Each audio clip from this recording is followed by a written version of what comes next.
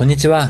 Welcome to Japanese cooking Ichie. Today, I will introduce how to make hamburger steaks. Japanese-style Hamburg steaks are very juicy, almost like a meat juice bomb. At the end, I will also share how to make delicious sauces and some Japanese-style variations, so please be sure to watch. Let's get started. This time, I will introduce the recipe for 2 servings. Please check the description box for the list of ingredients. First, let's chop 100 grams of onion. If you're using a large onion, please use half of it. First, cut the onion in half and remove the core. After removing the core, finely dice the onion. The key point here is to chop the onion very finely so it blends easily into the meat later. As shown here, the usual way of chopping results in larger pieces. You should chop even more finely than that. Once the pieces are this small, you're good to go. To achieve an even finer mince, start by slicing the onion thinly as shown. After slicing, lay the pieces flat and then slice them again crosswise to create an even finer mince. It may be a bit tedious, but since this is the most important part of the recipe, be sure to chop the onions very finely. Once you have finished chopping all the onions into a fine dice, transfer them to a large bowl. Next, add 1 tablespoon of oil to the bowl, cover it with plastic wrap, and microwave at 500 watts for 2 minutes. By microwave heating the onions, you can bring out their natural sweetness, resulting in tastier hamburger steaks. After heating for 2 minutes, remove the bowl and take off the plastic wrap. As you can see, they are a bit watery, right? Therefore, remove the wrap and heat at 500 watts for 1 minute, then continue heating further to evaporate any excess moisture. Once the 1 minute heating is complete, take it out. The moisture has evaporated nicely, which is great. Later, set aside 1 tablespoon of chopped onions on a separate plate to use for the sauce. Next, to make the hamburgers fluffy and juicy, mix the breadcrumbs and milk together. Mixing them beforehand helps the milk absorb the heat from the onions, which prevents the fat from melting and leaking out when combined with the ground meat. Once you've mixed them together to some extent, add half of an egg's worth of beaten egg and mix thoroughly again until everything is well combined. The reason for adding the egg later is to prevent the egg from coagulating due to the heat of the onions. Once it looks like this, you're all set. Next, add 300 grams of ground meat and the seasonings to the mixture and fold them together. Please prepare ground meat with about 20% fat content by mixing 70% beef and 30% pork. The key point here is to keep the ground meat refrigerated until just before mixing. Using cold meat is very important to keep the hamburgers juicy, as it prevents the fat from melting and leaking out during cooking. Add these seasonings to the mixture: 1 tablespoon of Worcestershire sauce, 2 pinches of salt, 2 pinches of nutmeg. Once all the seasonings are added, first mix everything together by gently pressing and kneading, as if you're shaping with your hands. Once it's somewhat combined, switch to spreading your hands wide and mixing in a circular motion to ensure thorough blending. Be sure to work quickly to avoid heating the ground meat, so mix briskly and carefully. When it is mixed thoroughly like this, you're all set. Now, let's proceed to cook the hamburgers.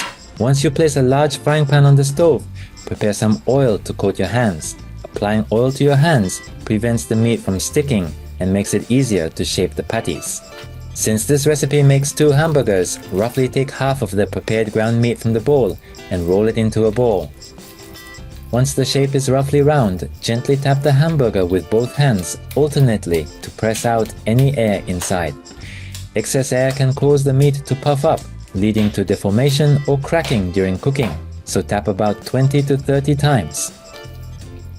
When most of the air is squeezed out, place the patty on the frying pan.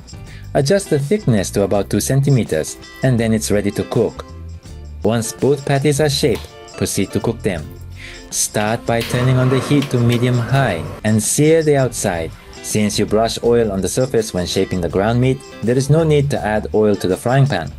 Cook for about 1 minute, then move the pan slightly to prevent uneven cooking and ensure the patties brown evenly. Cook for a total of 3 minutes, ensuring the patties develop a nice sear. Avoid touching or moving the hamburger to prevent juices from escaping. After 3 minutes, when the edges are browned as shown, flip the patties over to cook the other side. Gently flip the patties using a spatula taking care to maintain their shape and using the side of the pan for reference. They look beautifully browned. The other side is also browning nicely. The juicy meat looks very delicious. Now, cook the other side for about 1 minute. After 1 minute, add 3 tablespoons of water. Cover with a lid and steam bake on low heat for about 5 minutes. Since the patties are thick, cook them slowly to ensure the inside is thoroughly cooked. Cooking on high heat will cause the juices to escape, so avoid it at all costs. After 5 minutes, turn off the heat and let the residual heat finish cooking for about 1 minute. After that, remove the lid and check the doneness. Gently press the patty with your fingertip. In it should feel slightly resilient like this, which means it's perfectly cooked, and that's it, your hamburger is ready. Now, transfer the hamburger to a plate and check the meat juices. When you cut with a knife, the juices are just about to ooze out. Next, let's hold off on eating for a moment and make the sauce. We'll use the same pan in which we cooked the hamburger, which has all the delicious flavors left from the meat. Now, let's add the seasonings. Add the following seasonings: 3 tablespoons of Worcestershire sauce, 2 tablespoons of ketchup, 2 tablespoons of cooking sake, 10 grams of butter. Once all the ingredients are added, heat the mixture over medium heat. Gently stir and simmer slowly to prevent burning. When it starts to boil, add the finely chopped onions and simmer until the sauce thickens. When the sauce reaches this level of thickness, it's ready. Pour this special sauce generously over the hamburgers and your dish is complete. It looks very delicious. Now let's enjoy the meal. When you cut into it, plenty of juices will flow out. Not only is it incredibly juicy, but it also has a fluffy texture and is so delicious.